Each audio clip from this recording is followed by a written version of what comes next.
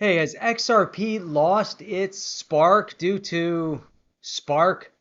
I don't know, let's talk about that. Hey, this is Jeff. You're here on the chain with a how-to review exclusively on the chain. Let's get into that XRP. Let's go.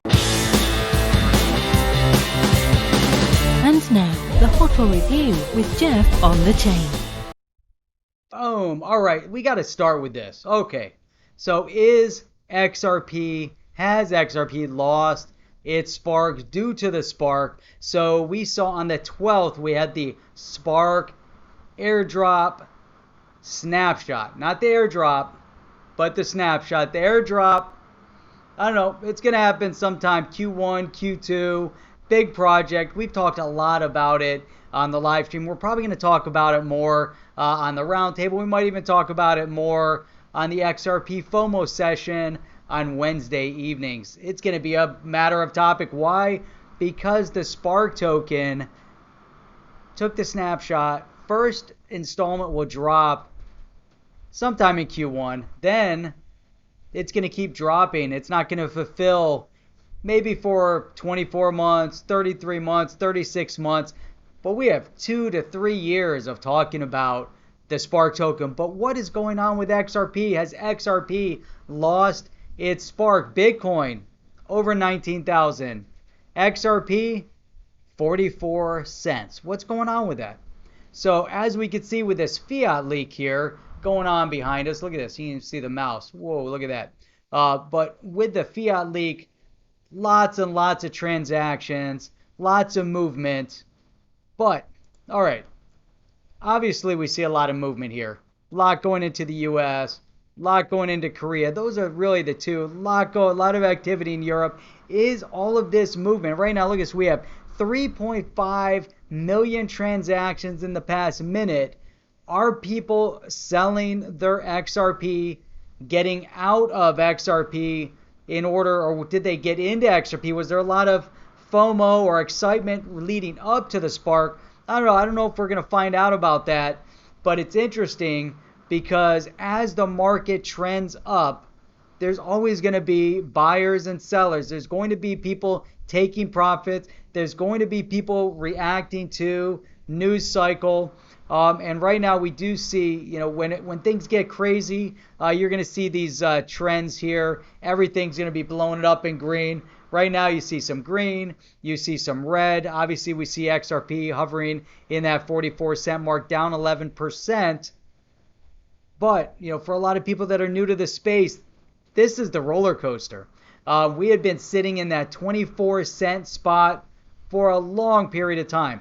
We saw, if you think, go back to like 2017, 2018, obviously you saw a lot of movement. You saw a lot of trending in this space from like $3.80 down to 24 cents. In a short period of time, in that last quarter of 2017, it went from 20 cents, like 18, 19 cents, to 24 cents, to 27 cents, to 24 cents, and then everything started going parabolic in that December of 2017 leading into January of 2018. And then 2 years, people have been riding this downward trend roller coaster. Now we're starting to see big momentum though. So when we look at it and say, has XRP lost its spark? No, it has not lost its spark. It is going through another cycle. It's natural. But look at this. I thought this was interesting. How do you feel about XRP today? Do you want to give it a thumbs up, thumbs down? But you have 48% of the responders are positive. 52% feel negative. All right, but look at this trend here. In the past 14 days, we've seen XRP go down by 27%. In the past 30 days, up by 64%. In the past year, up by 104% in the past year. That's good news. So although we might have some people that just came in brand new into this space for XRP, has it lost its spark?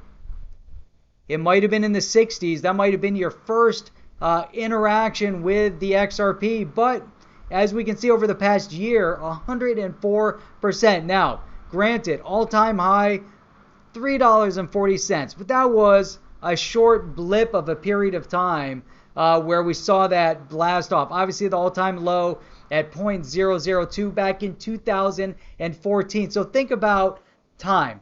Think about the trend lines. Now you go from, someone that came in 2014, 6 years ago, 0.002. They're up. They're happy at 50 cents. They're happy at 24 cents. They were a heck of a lot happier at $3. The key here, though, is the trend. Again, we're starting to see tons and tons of movement in this space. I just thought this was interesting to focus in today on the spark that is XRP. And look, so take a look at this. Let's look at the chart real quick. We're not going to get into technical analysis, but just looking at the trend of the chart, I think really gives a little bit of a perspective here. 90 days. If you look at this, you see this flat line here? This is the flat line that we've been experiencing for an extended period of time. We had little blips here. Look at this little blip going to in August. You kind of blipped up from that 19-cent mark to like 28 cents. Rode that for a little while, and then boom. There we are in the 69. Now we're in the 50. But let's look at the 1 year. Just to, again, put it into perspective. You see the trends, the ups and downs, but look at that. We're riding this for an entire year, even though we had a little bit of a blip up to 30 cents for a short period of time and 50, and then max. Obviously, you see this little compression. Every crypto chart is going to mimic this little time frame.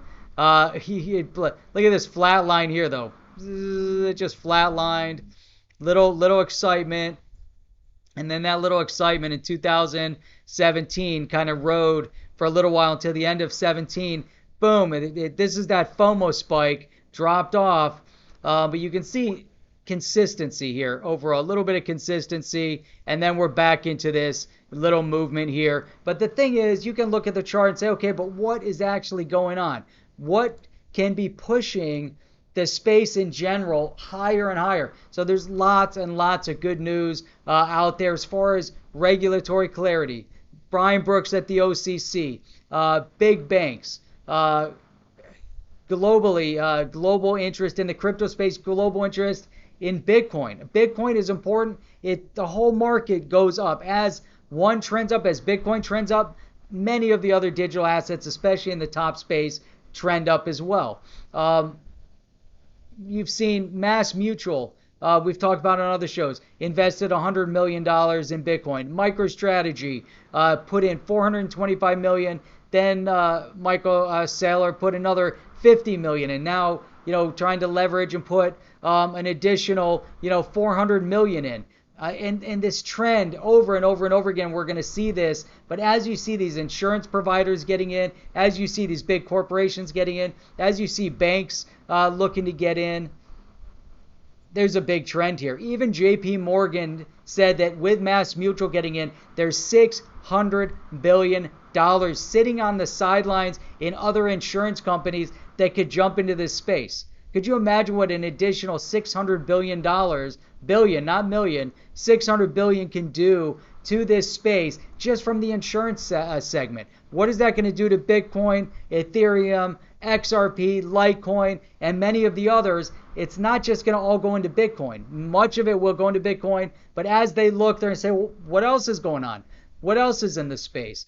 What has some utility? Bitcoin is a store of value. Ethereum, smart contracts. XRP, remittance payments, financial institutions, payments. Oh, and by the way, Flare is the smart contract that is interoperable with the XRP ledger, with XRP. The Flare network, interoperable, built in conjunction on the XRP ledger, but interoperable with Ethereum, with the Ethereum smart contract. Complete misstatement. But so with that, part of this smart contract environment with Flare is the utility of XRP on the XRP ledger, and this airdrop with this Spark token that brought XRP down from like 50 something cents down to 44 cents in a short period of time. But again, package that together, good news coming. I'm still optimistic. This is just a little blip in the bigger picture. I'll check you out on the next one. Oh, before I do that, hit that subscribe button, hit that thumbs up, leave some comments below. I'd love to hear your feedback. Am I out of my mind on all this stuff? What do you guys think? And also check out our other channel, 2 channels, live channel, 3 streams per week, Wednesday evenings at 8 p.m. Eastern Standard Time, Saturday morning at 8 a.m. Eastern Standard Time, and Sunday evening for the roundtable at 8 p.m. Eastern Standard Time. See you there. I'm out. Are you down with OTC? Please like, subscribe, and click the bell to be notified when the next video drops.